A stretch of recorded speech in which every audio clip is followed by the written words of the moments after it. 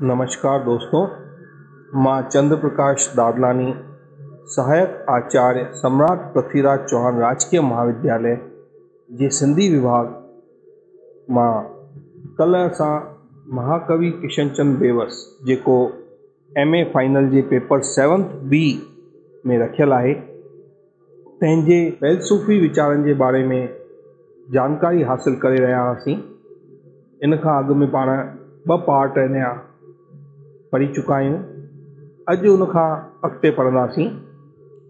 त कवि अक्सर हिकु मिसाल ॾींदो हो, असुर जो उथी सनानु करे धूप वास ॿारे पूजा पाठ करे वापारी वञे थो, दुकान खोले थो, दुकान में लक्ष्मी देवी या झूलेलाल जी मूर्ति रखी अथसि, उन ते गुल चाढ़े गद्दीअ ते वेही धंधो थो हलाए, पर धंधे में सॼो ॾींहुं कूड़ ठगी करे पैसा थो कमाए। वरी उन पैसे मां हिकु मंदरु या टिकाणो थो ठहिराए या कुझु दान में बि ॾिए थो। छा इहो धर्म आहे? छा इहो दान आहे? अॼु जे व्यवहारिक जीवन में असां सभई इन ई रीति हलंदा आहियूं त सुबुह जो उथी मंदर टिकाणा भेटींदा आहियूं, पूजाऊं पाठ कंदा आहियूं, मालाऊं जपींदा आहियूं, पर सॼो ॾींहुं कूड़ कपट कंदा आहियूं। कवि इन ॻाल्हि खां परे रहण जी हिदायत थो ॾिए, चवे थो त असांखे कथनी ऐं करणी में अंतर न रखणु खपे। अॻियां लिखे थो त बेवस लाइ इंसानियत खां वधीक श्रेष्ठ ॿियो को धर्म न हो। बेवस जंगल ॿड़ॿट कोन भिटियो, पंहिंजी दिलि मां ई हिकु राह ॻोल्हियईं, अंदर में ई ईश्वर जी गूंज कयईं, हथ हाज ते दिलि यार ॾे वारो विश्वास पाले कर्मयोगी जीअं रहियो, अर्थात कर्म कंदो रहो ऐं परमात्मा जो नाम सिमरन कंदो रहो, हथ हाज ते दिलि यार ॾे। कुदरत वह हिकिड़ो बेवस कुदरत जो आशिक़ हो। हिन कुदरत जी सुंदरता खे वाखाणियो, उन जो मज़ो माणियो, मन मोहींदड़ कल्पना खां कमु वरितो, कुदरत जा राज़ खोलियईं, ॻुझो इशारो कयईं त कुदरत में लीन थियण सां मन जी शांती अचे थी, मन प्रसन्न रहे थो, मौज में अचे थो। कुदरत में खेसि प्रकृति पैदा करण जो शौक़ु थियो। कुदरत ऐं इंसान जे परस्पर संबंधनि खे छुटण जी बेवस दरकार कोन महसूस कई। बेवस जी कामना, बेवस हवास दिलि जियां कंहिं ते बि थियल ज़ुल्म पाण ते सम्झियईं। पोइ आंसू वहाए थो त संदसि कवि दिलि खून जा लुड़क वहाए थो, ॿियनि जे असुख़ुदगीअ में पंहिंजो बि हिसो सम्झियईं। हेठिएं तबिके वारनि, झूपड़ियुनि में रहंदड़ ग़रीबनि, हर खेड़ींदड़नि, रस्ते ते पथर ॾोईंदड़नि सां बेवस जी दोस्ती रही। इन सां असांखे बेवस जे हिकु ॿाराणे दिलि, हिकु निर्मल दिलि जी जानकारी मिले थी त केॾो न स्वच्छ ऐं निर्मल दिलि हो कविअ जो अगरि ॿिए कंहिंखे दुख तकलीफ़ ॾिसंदो हो त उनखे महसूसु थींदो हो त उहा दुख ऐं तकलीफ़ मूंखे थी रही आहे। अॼु जे युग में हिन भाग दौड़ जी ज़िंदगीअ में अहिड़ा माण्हू, अहिड़ा स्वच्छ ऐं निर्मल दिलि वारा माण्हू मिलणु ॾाढा ॾुखिया आहिनि। एतिरे ई क़दुरु न त बेवस जेको आहे क़ौमियत लाइ बि ॾाढो कुझु लिखियो आहे। बेवस जात झगड़ा मिटाए एकता लाइ सॾु ॾिनो, न भाङे लाइ भलो सम्झाईं, न सॼे लाइ सुठो, पर करे तूं बि रहो मां बि रहा जो सूत्र ॾिने। बेवस जो मञणु हो त हिन समाज में अमीरनि जी ज़रूरत आहे त ओतिरी ग़रीबनि जी ज़रूरत आहे। हर तबिके जी पंहिंजो हिकु अहमियत आहे, पंहिंजो हिकु मक़सदु आहे। इन करे बेवस इहो सूत्र ॾिनो त कर दुनिया में दिलि वॾेरी, तूं बि रहो मां बि रहा, सभिनी खे समदृष्टि सां ॾिठईं। बेवस समाजवाद ते बि घणेई कुझु लिखियो। बेवस आदर्शी समाज जी तस्वीर ते आवाम जी ज़िंदगी बिहारण जी चाही। हिन क़ौमियत, गुरबत, पोड़ियत, मज़ूर, नारी, झूपड़ी, शाहूकारी ज़ुल्म बि चूंडिया। आज़ादी हलचल ते बेवस पंहिंजी कलम हलाई। बेवस गांधीअ ते बि केतिरा गीत लिखिया। राणो प्रताप देशभक्तीअ ते बि लिखियईं। मज़हबी फ़साद आम थिया त बेवस ॿाॾाइण लॻो, ए देवता, ए मुंहिंजा मालिक, हिन फ़सादनि खे घटि कर ऐं एकता ॾे। बेवस पंहिंजे वक़्त में इंसान खे वधीक इंसान थियण जे हक़ में कविता रची, जंहिंमें संदसि इंसान बि अची वञे थो। कलयुग जे अवतार श्री गुरु नानक जीवन चरित्र में शहर में कवि बेवस खंड काव्य लिखियो आहे ऐं सिंधी शहर में नई परंपरा क़ाइमु कई आहे। रास में जीव ऐं ब्रह्म में मिली हिकु थी वञण जो दिलि लुभाईंदड़ चित्र चिटियो अथई। कवि लिखे थो, सूरत नीरत सान करे, कान खे कल कान रहे, राधा राधिका न रहे, तू न रहे त मां न रहां।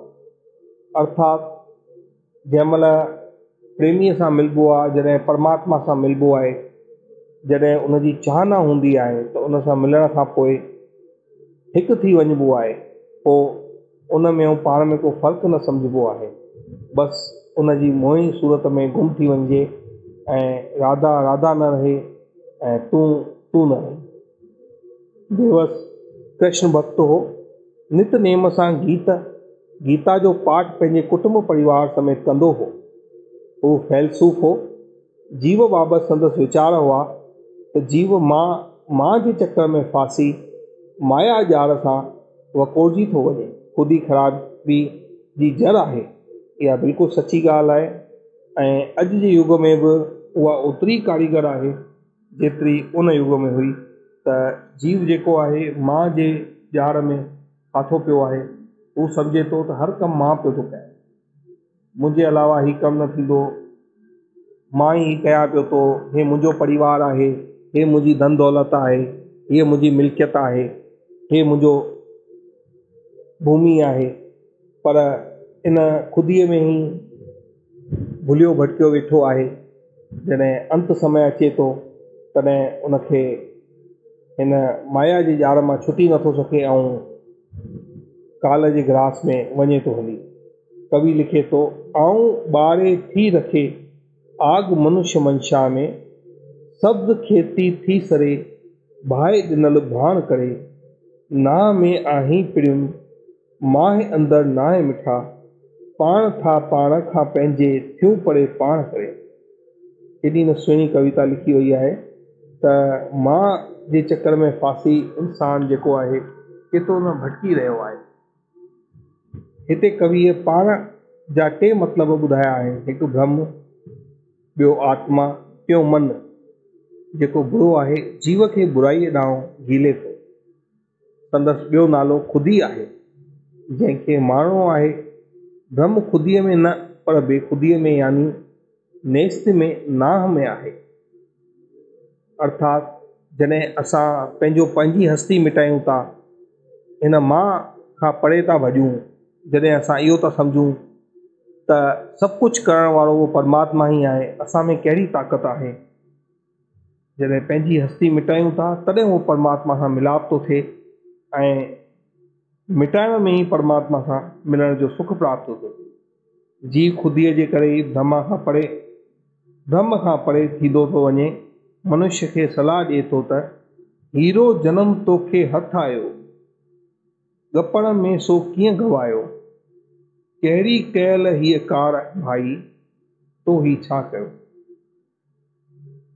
कवि चए थो तोखे हीरनि जहिड़ो अमूल्य जनम मिलियो आहे। असां हिंदू आहियूं ऐं हिंदुनि में उहो ई मञियो वेंदो आहे, मान्यता आहे त 33 करोड़ अलाए केतिरियूं जूणियूं कटे करे असां हिन मनुष्य जूनी खे प्राप्त कयूं था ऐं केॾी अमूलक हीअ जूण आहे। इनखे व्यर्थ न वञाइणु खपे, उन परमात्मा खे यादि रखणु खपे ऐं उनजी हस्तीअ खे मञणु खपे। अॻियां चए थो, जीव जो आस्थान हिन जगत में आहे। साईं बेवस जगत खे सपने समाल सम्झे थो। संसार जी क्षण भंगुरता जो बयानु कंदे चवे थो त चइनि ॾींहंनि जो चेट चमन में बुलबुल लाइ बहानो आहे, आई सरव थी सोक, हुई जित जगमग नित वीरानो आहे। सची ॻाल्हि आहे, 4 दिन की चांदनी फिर अंधेरी रात है। त ही दुनिया जेको आहे मुसाफ़िर खानो आहे। असां कुझु समय लाइ सभिनी खे इहा ॼाण आहे त हिकिड़े ॾींहुं हितां चालाणो करिणो आहे। जीवन बुलबुले समान आहे, केॾी महिल उहो बुलबुलो फाटी पए ख़बर न आहे। कवीअ हिन खे मुसाफ़िर खानो मञियो आहे। चए थो त असीं मुसाफ़िर आहियूं। ही जेको शरीर आहे उहो पंच तत्वनि जो ठहियलु आहे। हिकिड़े ॾींहुं पंच तत्वनि में ई विलीन थी वेंदो। त असां जेतिरो थी सघे दीन दुनिया जी, दीन दुखियुनि जी, ग़रीबनि जी सेवा कयूं, ताकी असांजो ही जीवन सफलो थी वञे। कवि लिखे थो, मुसाफ़िर सोच कर संसार में छा जाम जीअणो आहे, ही हॾ ऐं मास जो पुतलो सरी सो खाक थियणो आहे। संभाले धर कदम सियाणा, ॾुखियो शेवा संदो रस्तो, जलाए जान चंदन सां सरी सरहाण थियणो आहे। फना में जे बका ॻोल्ही ऐं चाही अमृत प्यालो, त बस शेवा जे चश्मे मां भरे पुर जाम पीअणो आहे। भरे पुर जाम पीअणो आहे। केॾो न सुहिणो कविता आहे, केॾी न सुहिणी कविता आहे, ऐं केॾो हिन में हिकु रूहानी राज़ लिखियलु आहे त ही शरीर जेको आहे हिकिड़ो नासवंत आहे, नास थी वेंदो। पर अगरि तोखे अमृत पीअणो अथई, अमृत रूपी प्यालो पीअणो अथई, त हिन शरीर जे ख़तमु थियण खां अॻु, फना थियण खां अॻु तूं ग़रीबनि जी, मिसकीननि जी सेवा कर, त तोखे हीअ अमृत रूपी प्यालो मिलंदो, जेको तोखे हिन जहान में कमु ईंदो, पर हुन जहान में बि कमु ईंदो। दुख खां पोइ सुख अचे थो, त सुख खां पोइ दुख जो चक्कर सभु क्षण भंगूर आहे। इन करे जगत मिथ्या आहे। श्याम सुंदर मुरली मनोहर जे चरणनि में चित लाइणु घुरिजे। जॾहिं जीव ख़ुदीअ खे मारे ब्रह्म जे सगुण रूप श्याम सुंदर जे चित में चित लाईंदो, तॾहिं ही जीव खे मिथ्या जगत मां मुक्ति मिलंदी। अॼु इस ताईं पढ़ंदासीं। सुभाणे असां इन ई टॉपिक खे अॻियां पढ़ंदासीं ऐं अञा ॼाणंदासीं त कविअ जा कहिड़ा फ़ैलसूफ़ी वीचार आहिनि। धन्यवाद।